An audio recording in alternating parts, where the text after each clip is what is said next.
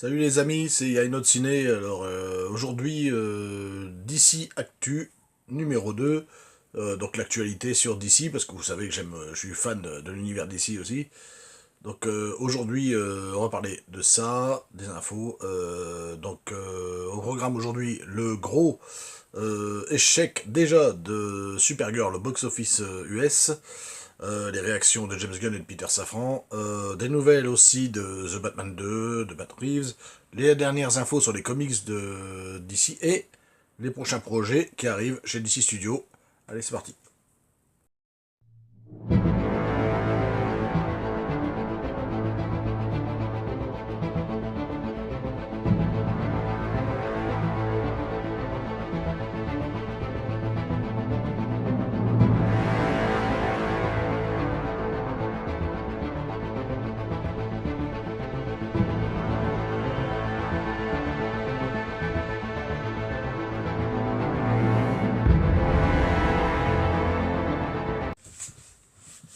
C'est évidemment la grosse info de la semaine, en tout cas au niveau du DCU, du nouveau DCU de James Gunn, enfin de son potentiel DCU Universe. Enfin, pas potentiel, non, il a déjà commencé, mais je veux dire, avec Superman, maintenant Supergirl, qui connaît déjà un lancement beaucoup plus compliqué.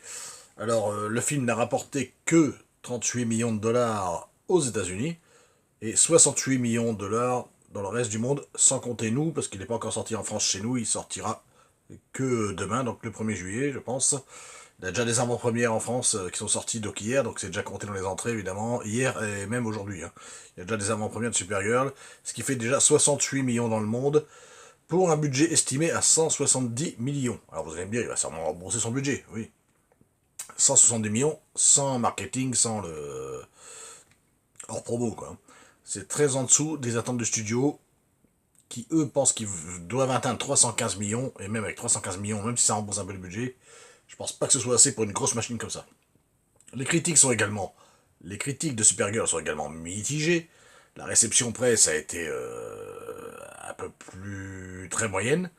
Le public a été un peu plus indulgent, ça dépend sur quoi, vous pourrez voir certaines critiques du public. Alors je n'ai pas vu le film, attention, ce n'est pas la critique de Supergirl, c'est les a priori que j'ai eu.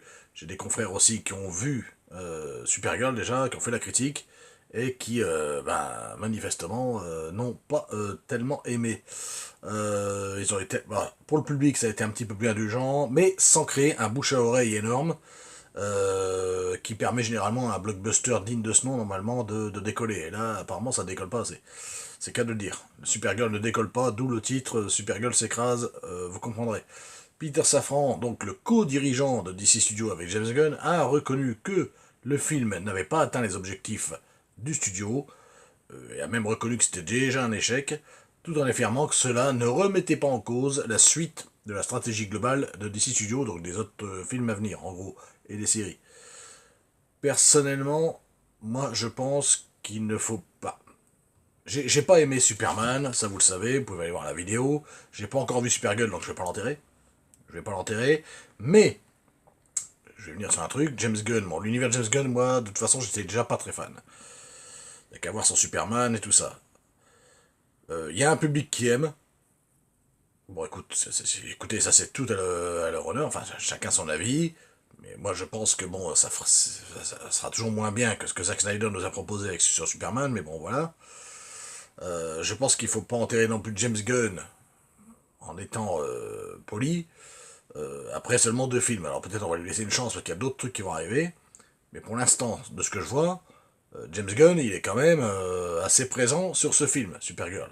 Parce que si vous regardez bien, c'est réalisé par Craig Gillespie. Craig Gillespie, c'est un réalisateur qui a fait Cruella, qui était pas mal, et surtout I, Tonya, avec Margot Robbie, qui était un film vachement bien réalisé, shooté, tout ça, réalisé, un petit drame comme ça, bien...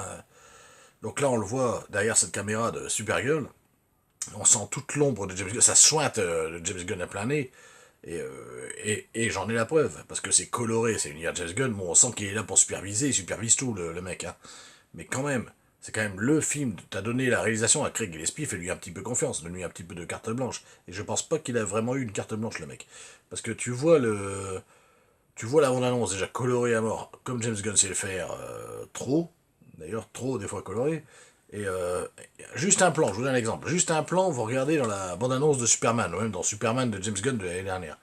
Quand Superman donne une grosse pêche à un mec, dans la bande-annonce ou même dans le film, vous verrez, il y a l'espèce de ralenti où le mec il se retrouve comme ça, pouf, avec les deux dents qui sautent, avec l'espèce de ralenti là. Et ben dans la bande-annonce de Supergirl, c'est pareil, elle fout un coup de poing ou un coup de pied à un mec, et vous voyez une espèce de ralenti où le mec s'en prend plein la gueule. Alors je sais pas si les dents sautent, mais c'est le même plan.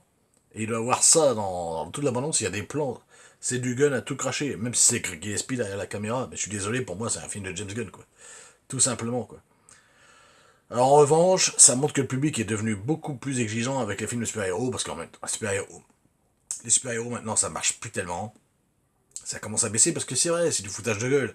On reboot ci, on reboot ça. En fait, Marvel s'en sort à peu près bien, mais d'ici, on reboot, on reboot, on reboot. À un moment donné, voilà. Donc j'espère que bon, moi je lui souhaite le meilleur à James Gunn, hein, personnellement, qu'il fasse des meilleurs trucs après. Mais bon, il a un univers un peu trop ado, un peu trop gamin pour moi. James Gunn, c'est trop, voilà. Moi, je le sens pas, son Supergirl, franchement. Je l'ai pas encore vu, donc je vais pas le critiquer, mais je le sens pas. J'étais pas emballé par son Superman, mais j'ai eu raison. J'ai pas aimé. Je suis pas emballé par Supergirl, donc on verra. Personnellement, on verra, quoi. Aujourd'hui, même pour des films de super-héros, je pense que pour les gens, les simples logos DC ou Marvel, de toute façon, ça suffit plus, quoi. Voilà, ça marche plus comme avant. Voilà, les amis, c'est tout ce que je peux dire. Pour l'instant, j'ai pas encore vu le film. Ensuite, je vais revenir sur d'autres actus sur DC. Donc, on a toujours Matt Reeves qui continue de travailler sur The Batman 2, que vous voyez ici. Le scénario avance bien. Robert Pattinson sera toujours le fameux Batman. Le film reste prévu pour 2027.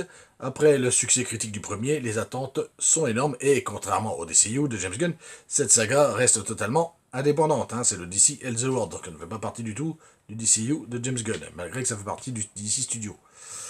Ensuite, il y a un film du DC Studio, encore une fois. Donc après Supergirl, donc dans...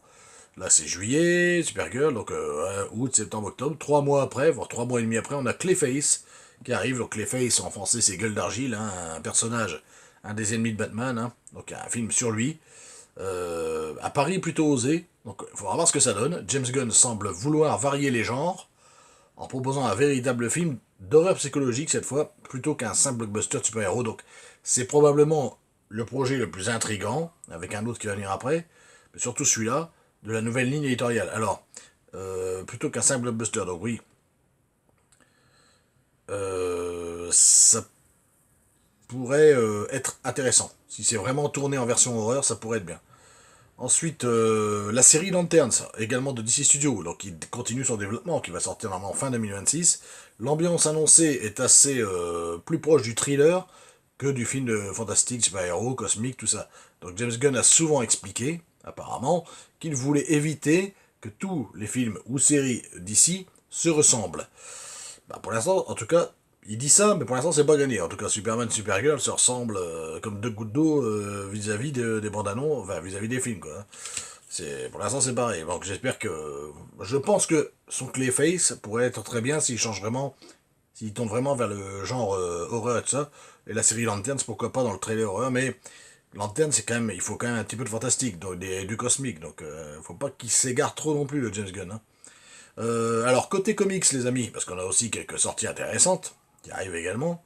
DC continue de développer la série Absolute, donc pour ceux qui lisent les comics Absolute, DC Absolute, donc là qui revisite complètement les héros emblématiques, donc c'est-à-dire Batman, il y a Superman, il y a Wonder Woman, il y a Flash, qui connaissent actuellement des espèces de versions beaucoup plus sombres et modernes.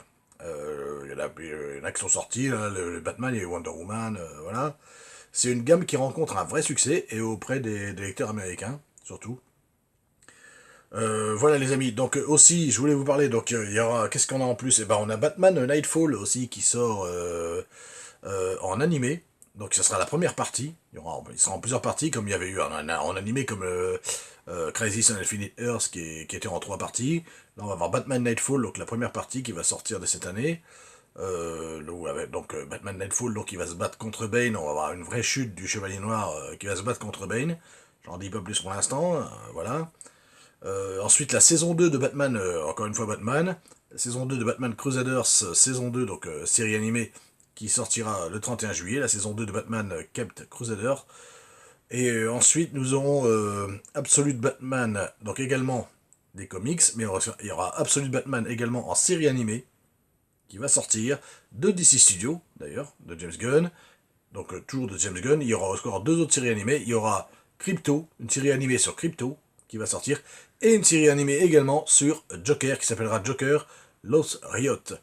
Voilà, donc tout simplement, j'ai déjà eu le pitch de cette aventure du Joker. Donc en fait, Batman est mort, et le Joker, bah, comme il a plus d'ennemis, va se dire que c'est un tiers qui a tué Batman. Alors, apparemment que ce serait une tierce personne qui aurait tué Batman, et lui, il va enquêter dans le... C'est le Joker qui va enquêter dans le milieu criminel pour savoir qui a tué Batman, en gros. Voilà, ça serait ça le pitch. Ça serait une espèce d'inversion, mais bon, enfin, moi je vois le Joker taré, complètement... sans son alter ego Batman, vous voyez, ça pourrait être intéressant, mais à voir peut-être, en série animée, hein, donc. Voilà les amis, conclusion, donc là je vous ai raconté à peu près toutes les nouveautés qu'elle allait avoir. Malgré l'échec commercial, qu'est-ce que je pourrais dire en conclusion? Malgré l'échec pour l'instant de Supergirl, il va sortir en France, il a déjà commencé à sortir. Je sais pas s'il fera un aussi grand succès, enfin même, déjà Superman 618 millions, c'est pas non plus excellent non plus, hein, il a remboursé son budget, mais voilà. Pour moi, il fera jamais mieux que Man of Steel. Malgré l'échec commercial de Supergirl, je pense qu'il y a encore beaucoup trop pour juger le nouveau DC. Voilà, voilà. Je l'enterre pas, malgré que pour l'instant j'aime pas, mais je ne l'enterre pas. Voilà. C'est un revers, voilà. Donc, mais Marvel en a connu également des revers, donc faut voir, surtout le dernier, quoi. On verra ce que donne Spider-Man 4, d'ailleurs, avec Tom Holland. Mais le véritable test sera surtout de voir si Clayface, qui est censé être un film d'horreur psychologique, et Lanterns, et surtout The Batman 2, qui appartient quand même au studio, hein, The Batman 2 de Matrice, mais qui n'est pas du tout dans le même univers, permettront de relancer l'enthousiasme des fans. Parce que c'est vrai que les films super-héros, les gens en ont un mal... C'est dommage, un peu marre, parce qu'il y en a eu tellement des nuls que... voilà. En tout cas, une chose est sûre, les prochains mois seront décisifs pour James Gunn et DC Studios, donc à faire gaffe, faut faire attention. Voilà les amis, c'est tout ce que je pouvais vous dire sur les DC Info, donc DC Actu numéro 2. J'espère vous avoir un peu diverti, c'est sympa, je vous ai mis les images qui allaient bien avec. Abonnez-vous à la chaîne si c'est pas fait, et puis eh ben on se retrouve peut-être demain. Ouais, alors demain soir j'ai un live prévu, donc normalement de 20h30, tous les mercredis soirs, sauf que la semaine dernière je n'ai pas pu le faire, donc oui, mercredi soir, demain, donc un live normalement de 20h30 à 22h30 comme d'habitude, comme tous les mercredis soirs, sauf que ça pourrait être décalé à 21h, enfin, soyez près de vos tablettes ou de vos téléphones ou de votre ordi, j'essaierai d'être là entre les deux, parce que j'ai des impératifs le soir que je dois faire. Voilà, donc je vous tiens au courant, normalement demain ça va être possible, mais peut-être ce sera pas à 8h30 pile, quoi, voilà. Voilà les amis, donc abonnez-vous à la chaîne, le petit pouce, la petite cloche, likez, partagez avec vos amis, plus vous vous abonnez, plus vous le dites, et plus la chaîne peut vivre, et plus je peux continuer à faire des vidéos, et plus je peux voilà, continuer à vous divertir et à vous parler de ce qui peut arriver chez DC, dans le cinéma en général. Voilà. Allez, salut les amis, à plus.